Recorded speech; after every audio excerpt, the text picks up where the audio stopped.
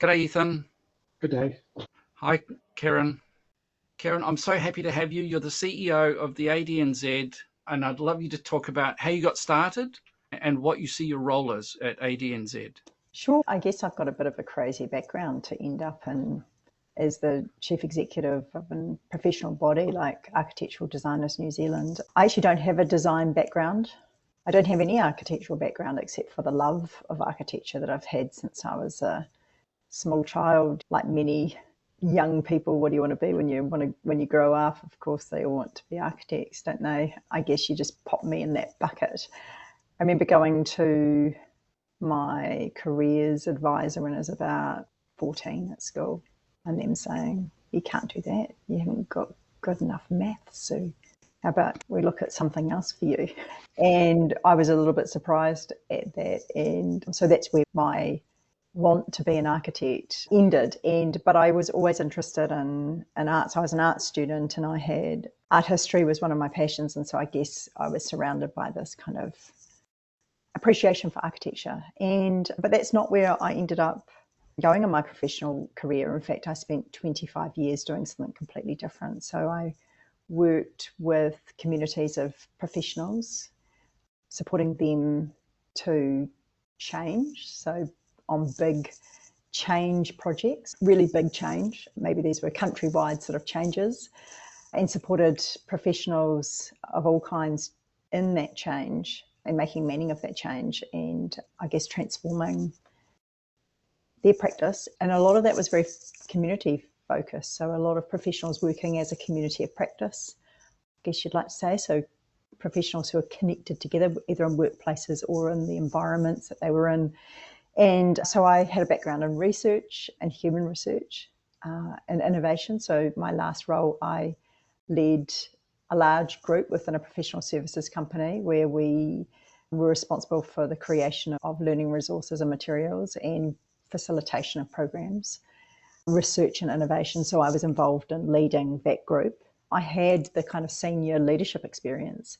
I had the professional learning, adult education background, change background, but had a strong appreciation and understanding for what makes a community of practice tick, how professionals can work together, but how you can promote and support high standards and great outcomes for communities when you keep the focus on professional learning, on high standards of ethical behaviour and practice, but mixed in with really good design thinking and creativity and all of those things. So I've written extensively, published quite a lot about creativity, about how to keep the creativity alive and how not to stifle it, even from a very young age. So I've done a lot of research around young learners and adults as creative learners.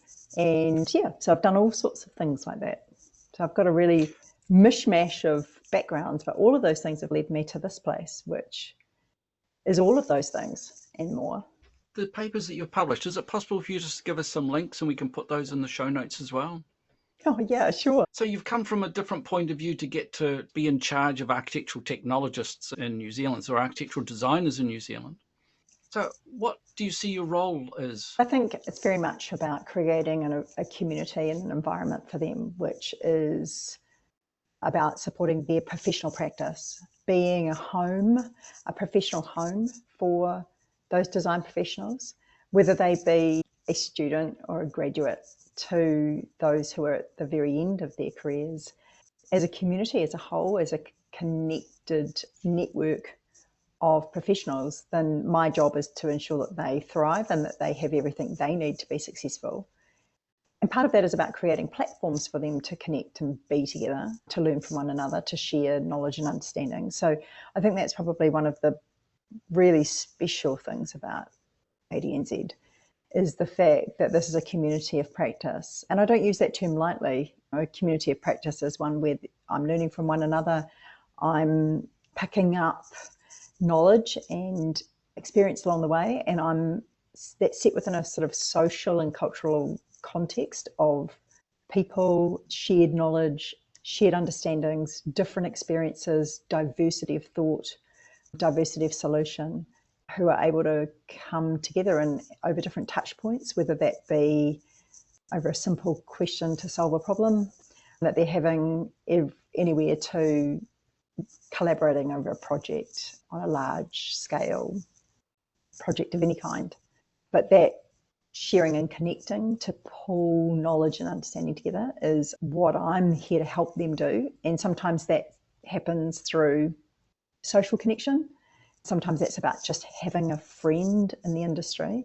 So we create opportunities for that, for personal and professional connection, but also that there's those opportunities for day-to-day connection and engagement through, say, our digital platform where our members are sharing all the time and learning from one another all the time, or picking up the phone and having a conversation, to the ways we provide business templates and tools and resources, and really importantly, education. So we are a provider of professional learning.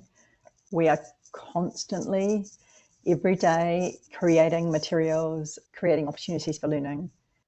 And whether that be online or face-to-face, and that is something that we really pride ourselves on. So we do a huge amount of create the opportunity for professional learning everywhere. So that's a big one. And I guess the other side, or the other couple of sides to that, is that we advocate. So my job is to advocate on their behalf of the members. So it's certainly about influencing the big picture and the local picture.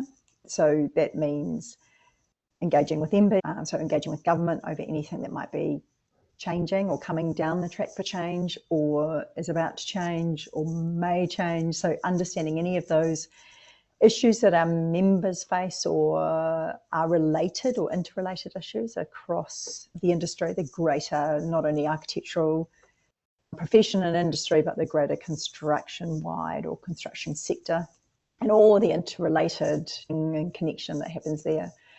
Anything from changes to H1 to possible changes around liability, all of that advocacy. If there's an issue going on locally that members want to influence and have some say over, to a call from the member of the public querying, why has my designer done this?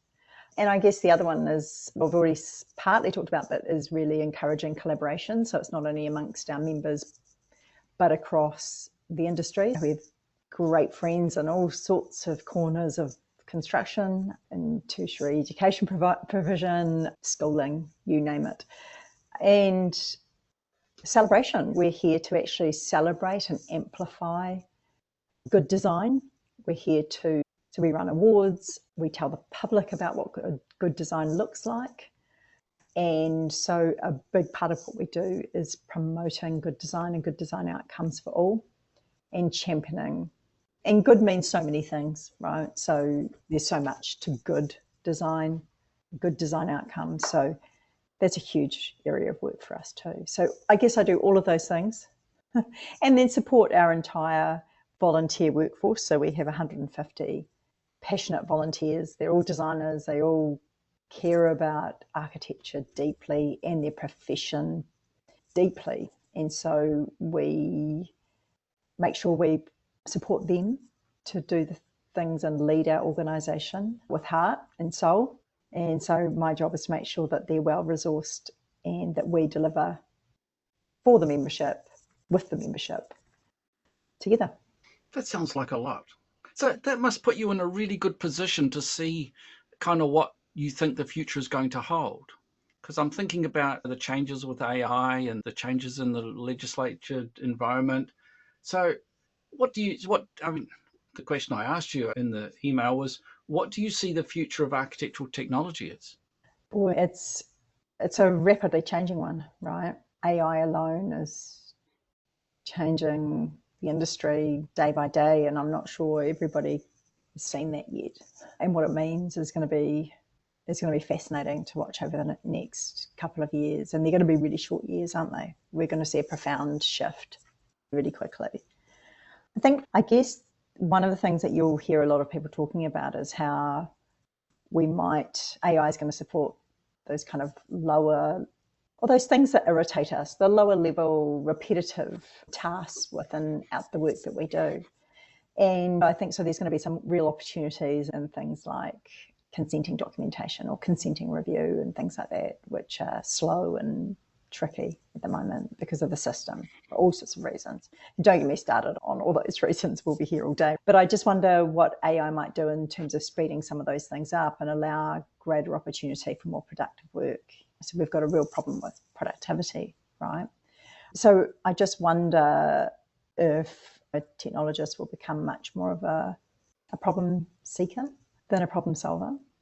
And what I mean by that is a good friend of mine who's a mathematician, Jane McChesney, and she often used to talk about young children becoming mathematicians, or who are kind of born mathematicians, she'd probably say that. Like she talked about, one of the ideas she talked about is children becoming pattern sniffers. And I don't know if this was necessarily her idea, but I always associate Jane with it because she used this really interesting language for describing the ways you would apply kind of knowledge and dispositions towards how you apply knowledge and dispositions in a more whole, as a more whole and connected person. And I just wonder if we're going to need a whole generation who are perhaps more problem spotters. If you're using AI tools, you're a critical thinker and you can spot where that technology has got it wrong because you actually understand this from a human position, which is going to be so challenging still for a machine to learn that easily. So that real human heart, that real soul that's in any of the designs or any of the solutions that are put together, won't they need to be able to be much more strategic, much more critical in their decisions, because they're going to be looking at work that is going to be produced so much more by technology than themselves. We're going to need those technical experts, but they've got to be strategic, they've got to be critical thinkers, they'll have to be these problem spotters who can get ahead of that machine and actually work out whether this is, in fact, good design or not. So that suggests to me that right now we should be teaching architectural technology in a different way to allow that to happen and to make our students critical thinkers and to enable them to use certain AI things. So I recently had a friend's son come and stay with me, and he was showing me this AI engine that can check to see whether your work's been carried out by AI. And my argument to him was, if you did it properly, no one would know.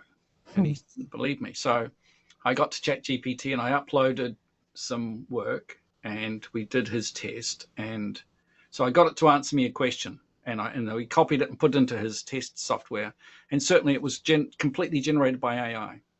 So I went back to ChatGPT and I said, okay, knowing what you know about me, rewrite this in my writing style. And then I copied it and put it back into his checking engine. And not one word came up as AI generated. Yeah. Because you're telling it to do certain things. So we've always told our students not to use these techniques. And yet that I use AI all the time for website generation, for movie generation, movie editing. And while I was at EIT, I always felt a bit bad about saying to the students, you shouldn't use AI. And I'd go home at night. And the first thing I'd do is to get some movies, shove it into AI, get it to process them for me. And it did strike me that we should be thinking in a different way. Yeah, I agree. And it's been probably about 30 years ago where critical thinking, curiosity, because I think you've got to be curious in there, Jonathan. We have to be curious. Ethan we have to be curious. Yeah, so curiosity, creativity, and critical thinking. They all go together, right? So it's a package deal. And there's been quite a big school of thought around those kind of dispositions for learning. So, you can have the skill and you can have the knowledge, but they sound very discrete. If you start to combine that with that curiosity, that attunement, that sort of sensitivity to occasion where you recognise now's the time to be the kind of critical voice in this matter, that they're more complex ideas than just skills or bits of knowledge or bits of skill that are thought of as discrete ideas. These things can't be taught in isolation. I don't care how good your technical knowledge is, but if you aren't curious about your work, if you're not thinking and reflecting, how does that make you a great designer? I don't understand how it possibly can. So I think the bit that I notice and I see with AI particularly is I just want to say, hey everybody, we've got to add 3 cups of critical thinking to this recipe here, because you can't just use that tool in the way you're doing it. And I've seen so much use of AI and so many things that people have produced for me or shared with me or sent me. And I think, yeah, this is great, but have you stopped to think about the problems with this? Have you stopped to think about bias and how this is learned? What's the machine learning from you? Look, I just think there's just so much emphasis needs to be put on those kind of dispositions, critical thinking and dispositions. Professor Stephen Scasebrook in the UK, and he said there is no large language model for construction. There is for words, there is for mathematics, but not for construction. And so we are missing the critical piece that would make AI work for us. We are at the moment, perhaps. At the moment. So he said at the moment there isn't one, but one will come at some point. So one of the things I have played with, I found an AI engine that would do apartment buildings for England. So it was an English model and it did apartment buildings, and you could just get blocks and drag them along and it would put apartments in. And when it got so far, it would put another apartment.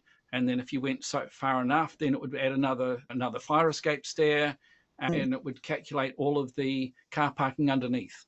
And that raised the question that how do you know that it's using the right laws or the right building code to answer all those things? And so I don't think even if we get AI, it's going to stop us having to learn to understand the building code, understand the application of those, and how that is part of our design work. And so I think, yes, the AI might take over some of that grunt work, but what it's not going to take over is that creativity where someone says, this is how I want my building to be. AI might help you resolve some of the details, but it's not going to make sure that you think up, or it's not going to take over, where should we put the bedroom? Where should we put the bathroom? What if the client has some physical need? Is it going to take care of all of that design? And that's, I think, the creativity is still needs to be there.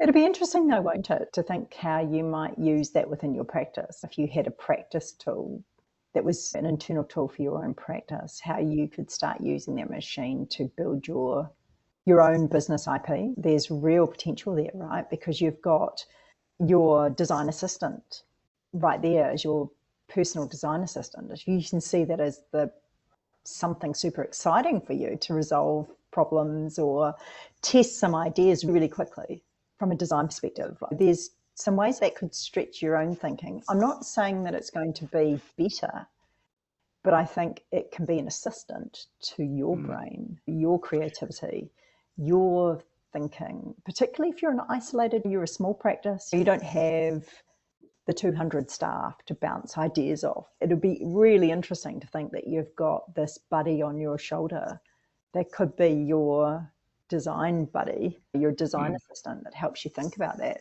But I totally agree with you, Jonathan. That's back to the kind of problem spotting stuff that I was talking about. You need to have enough experience to know what you're looking at. You need to know that's just not going to work, or that is just bloody ugly. You have to know those things. You have to go, that is not good. That is one of the challenges. AI is not creative. It can analyze, it can do all kinds of wonderful things, and it can speed up a lot of the things that you're looking at. But the architects that I've worked for, there's a pencil sketch that comes out at an early stage. That's going to be the concept of the building. Yeah. Now, if AI could take that pencil sketch, then we wouldn't need as many of us. There's another thing though there, Jonathan, like that whole, we all know it, right? You walk into that building and you're just like that feeling when you walk into a space. And surely AI can't create that. Just can't. Can it? Ethan, I don't know if you've got any thoughts on that. It can do a lot of stuff. Yeah, Keren already explained about AI doesn't have soul, human soul. So you're talking soul searching within AI. Maybe not at this time, but I'm not so sure in the near future because they can do it. Probably the speed of AI is quite fascinating and it's too fast. So currently, the creativity of AI, especially for the architectural design, is limited, but it's very good for language model. So it's good for our contract writings or documentation Mm. purpose or the business use. So many people are writing email for our practice. Yeah, but that's also save our man hours in the practices. But Mm. for the design areas, because the final decisions need to be made by the human, and which and includes heart and souls and creativities, and even the writing the prompts, which is also coming from the people. That's important. So otherwise, the machine won't start working anyway. So we need to we discuss Jonathan and we discussed a lot about AI last year, and AI still is a tools, and AI is not. So that means we need to make use of the tools effectively instead of tools dominates them. When our new students, we don't encourage the students to do AI. The reason is we want them to learn basics. We want them to start using AI tools, because even when I talked to my manager, and he said, okay, these guys are AI generation. They will definitely use it in the field. But so how shall we embrace them? Because if we let them do everything in AI, these guys will not do anything. I just came back from China. For example, like in China, they don't want students to do AI, so they want the students to write the answer on the paper and pencil. So what the Mm. student did Wow. was, all right, what the students did was, okay, fine, doesn't matter. So they generate the answer, sample answer in AI. They read it by heart and rote learning and went to exam. This is an AI generation. That means no method is safe for AI or this young generation, so they will think differently. It also depends on our architectural practices. So everyone's trying to make sense of it and think, where is this going? And even when I listen to you, Ethan, I think the more you tell it about that soul or that heart of a building, the more it's going to learn that. So it is going to learn it. Will that have no human involvement? I find that hard to believe, because these are spaces for humans. And I think you only need to go through big disasters. I think COVID taught us this, right? You go, oh, I'm my own person and I love my own quiet space. And then you understand what that is to take humans away from one another. We are, by our very nature, social beings. To live is to be social. To be human is to be, we're social beings. So I can't imagine the cutting out of the humanness in any of this. I find that hard to believe that we would be walking around living our best lives somewhere else and not doing something with work and productivity and having some. I find it hard to imagine we wouldn't be wanting to sketch. In fact, if anything, it would be the thing we're able to do more of, because AI allows us to spend more time. Perhaps designers will go back to watercolors and paint and draw their buildings The, and homes for people. so I've been having a look at the video creation AI, which is the next stage apparently. And the video creation tools, they have to use several tools to get the results, but they end up producing high quality short video. But of course, they can only produce them with the plot that a human has generated, with the characters that a human has generated, with the setting of the scene that humans have generated. So while it still requires a lot of human creativity and thought to go into the front end of it, the output doesn't require the same number of actors, lighting designers, sound engineers, and all the rest of it. A lot of that stuff is being done by AI. And that, I Mm-hmm. think, is the surprising thing about AI, I think, is that everyone thought that AI would take over the low level jobs. But actually, I think it's going to take over the high level jobs that we're used to seeing, and that those are the ones that are going to go. Yeah, I guess it depends what you think is the high level, right? So is the thinking and the designing, is the writing of the plot or the script, the conceptual, it comes back right to design, right? So Mm. where's the design bit? Is the lighting Technical. person, Yeah. you've still got to get the lighting right on an AI generated video, but you're not literally standing there with a light. But you've got to understand what great lighting is. My son is funny, he's at RMIT, Royal Melbourne Institute of Technology in Melbourne, obviously, and he's at the moment learning AI filmmaking. So he's using AI for filmmaking. So he's actually being taught that. So it's a little bit like where you're going with, where do we go in architecture? So here he is, the equivalent of first year or second year, the second year of studies, first year there. And they are teaching him how to use AI to generate film. So just in the weekend, he was showing me, so here's where we started, and we start here, we've got our plot, and we're trying to train it to do this thing. And he's showing me all these versions of it, how it's just not understanding it. But it looks amazing, but it's just not getting it at all. But what was interesting about that is his girlfriend is a kind of an amateur paleontologist, and she's an incredible drawer. She's absolutely talented, like you wouldn't. So they wanted to create a moa, but so she's got a moa bone, and what they're trying to do is show the moa bone in an animation of a moa, but it's going from skeleton, from her holding the actual moa bone itself to creating an animation. And she has actually hand drawn all the muscles, but AI is using all of that to then construct from her fossil and using her drawings to a mini film, putting all from bones to muscle to feathers on the moa. So the AI is a tool that helps you to do that kind of stuff, but it doesn't help you to come up with the idea or the stages that you need to go through or the plot and all that kind of stuff. So there's still in architecture, I think, that ability to use the creativity, the curiosity, and the critical thinking in the same way. So I think we're still going to have that. But actually, I think it's a good opportunity to stop at the moment because we've covered a lot of ground at the moment. I'd love to have you back, Keren. There's a question I'd love to ask you, which is design an important part of architectural technology? And I'd love to have you back if you want to talk about that. Sounds fantastic. Thank you very much for your time. Thanks for having me.